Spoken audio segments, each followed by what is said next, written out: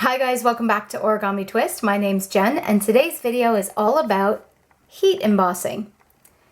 Essentially, heat embossing is a raised image on your paper that is made with a special kind of ink and then heat applied to a special kind of powder that's applied to the ink, which then creates this beautiful raised permanent image. And a lot of the time the powder will actually be shiny afterwards. It has a really great effect. Great for cards, great for decorating those boxes and things that you make. It's good for lots of things and it has a really neat effect. Now there are a few materials involved in this and it is a little bit of a process.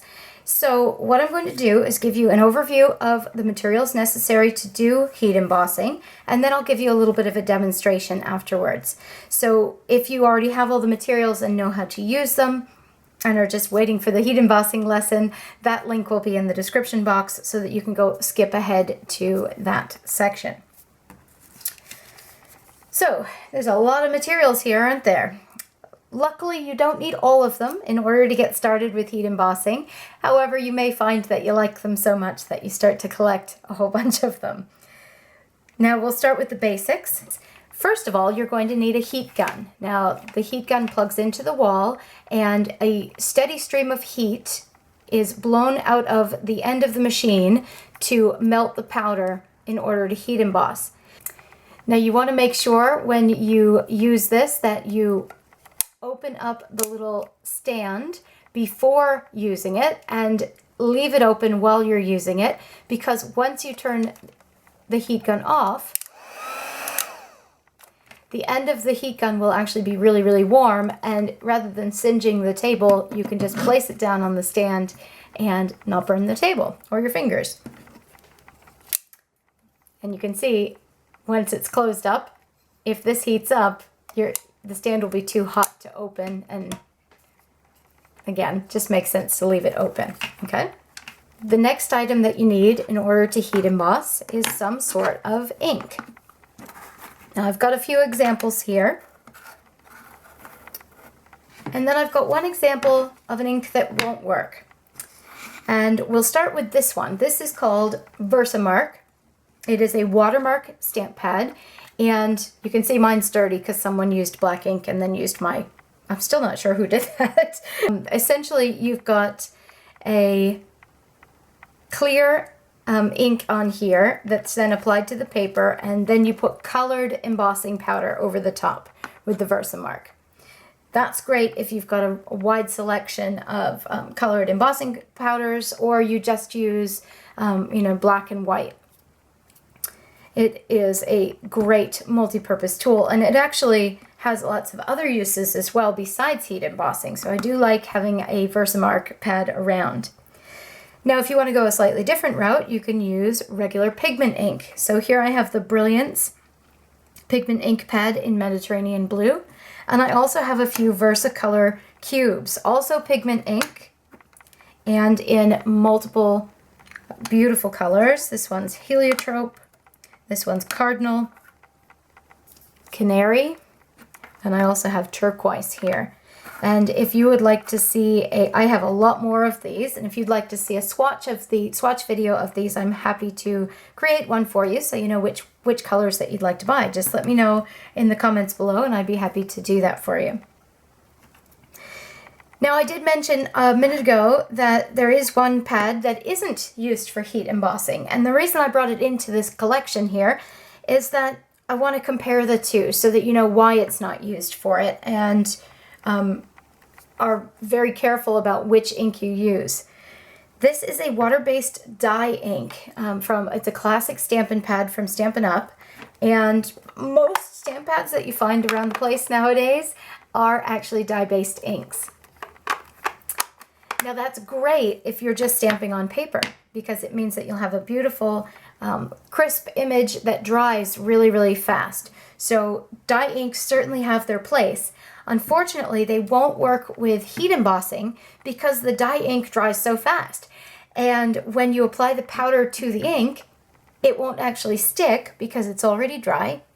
And therefore, you won't be able to keep the powder on the paper long enough to melt it and create that beautiful, crisp, clean image. So dye-based inks are out for this particular type of project, and pigment inks or a watermark based, a clear watermark ink pad are the way to go. Now Versamark is only one brand. There are others out there, but I prefer Versamark over others that I've tried. And I'll just give you a quick example here. The top image was done using Recollections Cherry embossing powder and the Versamark pad. So that is colored embossing powder. The one on the bottom is using clear embossing powder, and I forgot to mention that. You want to use clear embossing powder when using your pigment inks, because then you'll be able to see the color through it. And that one is done with a clear embossing powder and the Brilliance Mediterranean Blue as the base color. Okay, so you can see the two in action. Okay, so now we need to talk about embossing powders. Now, if you'll notice, I've broken these up into two different piles. Well, one's a pile and one is just a single powder. And this is to give you an indication of which powders go with which types of ink. So if you are using the Versamark pad, you'll be using colored opaque embossing powder. And if you're using a pigment ink of some sort, either a full-size pad or your Versacolor cubes, whatever you're using for your pigment ink, all you need for that is clear embossing powder. So if you've already got pigment inks at home, you may want to just start out heat embossing by using a clear powder rather than starting to invest in all the different colors of powder. And vice versa, if you're brand new to it, you may want to, but you have a Versamark pad at home for other techniques, you may want to start by picking up a couple of embossing powders. To start your collection of embossing powder, I recommend getting a black and a white, or something similar to both of those, brown, dark purple, dark blue, something dark, and then something light. And that will give you a range of possibilities as far as the color of paper that you can put it on and get a good contrast. I also recommend picking up some sort of metallic color to start with, because it gives you an option outside of the box. And then from there, pick your favorite colors and, start your collection that way. Now, embossing powders come in a variety of different price ranges and different qualities as well. Michaels sells a brand called Recollections, which is great if you're trying to pick up a lot of different colors at once. It isn't the highest quality powder, however, so if you're looking for quality over quantity, you may want to go to a place like Stampin' Up! Or some of the higher end powders to get a higher quality image. But again, it all depends on your budget and what you're looking for out of your embossing powder. So once you've picked your powder and your ink, now all you need is stamps, some paper, a piece of paper to catch the excess powder on, and ideally an embossing buddy or something similar to that, which is basically just a pouch full of powder that allows you to clean off the image and keep the embossing powder from sticking to anything except where you've stamped. And a cheap makeup brush, or I think this one came out of a makeup kit, or a paintbrush to brush away any excess powder. Just a quick comment on which stamps you pick. If you'll notice, I've put in this hello and the heart, and I've used those as examples here today because they're nice and crisp and they give a great embossed image. I have found that highly detailed stamps don't always give the most clear image. The powder tends to collect around, it sticks to itself, and it's not always the highest quality. If you get a higher end powder, it may improve the quality of your image. Play around with it, but typically I pick more graphic images when embossing, just because I think it gives a better look. Now, it doesn't look bad, as you can see. It's just, I prefer the more graphic images, or I should say more geometric images, less detail. And I'll just give you a quick example of what that embossing buddy can do. I don't know if you can see this powder that's been melted on here as compared to this one. The one on the right was created using the embossing buddy, and the one on the left is without the embossing buddy. All right, here we go. Let's do a little heat embossing. I'm going to use the hello image for this one, and just a piece of cardstock as an example. Some paper works better than others. I'm using the Stampin' Up! Whisper White cardstock. Just experiment to see what works the best for you. There's hundreds of different kinds of paper, and some work better than others. Now I'm going to use the Versamark pad today, as well as a pretty colored light blue powder. The technique is the same whether you're using Versamark or a pigment ink. Just keep in mind that, of course, with the pigment ink, you'll be using clear embossing powder, and with the Versamark, you're using a colored embossing powder. I'm just going to pat my embossing buddy over the top of the paper and brush away the excess. Then I'm going to stamp my image onto the paper.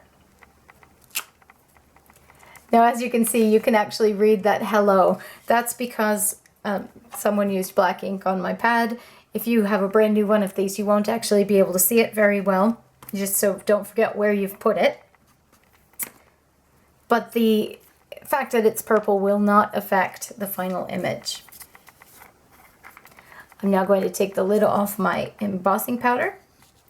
And I don't know if you noticed, but I actually put away the Versamark ink before doing this. The reason for that is if you have the lid off of your ink and you're pouring powder all over the place and it gets on your ink pad, that will actually cause problems with your ink pad. So you definitely want to put it away, or at least cover it up before applying the powder. So now I'm going to tap some powder on here, and it's just like applying glitter to a piece of paper, to glue, and tap it off, making sure that your entire stamped image is covered with the powder. And you can see that it is a dull finish, but that's okay. We're about to fix that. Now this is the Recollections Glacier, if anyone's wondering. Do make sure when you are tapping the powder back into the container that you've then cleaned up all of the paper off of every surface, or all of the powder off of every surface, because you don't want to accidentally melt the powder to any of the surfaces or blow it around the table for that matter. So make sure it's all cleaned up. I'm now going to turn on my heat tool, keeping it a couple of inches from the surface and moving it around slightly so I don't scorch the paper. I want to keep my fingers away from the image just so I don't heat them up too much. And you can use some sort of a clip or something to hold it further away if you'd like to. I think this should be okay for this use. So again, I'm doing this in real time so you can see how long it takes, or how quick it is to actually melt the powder.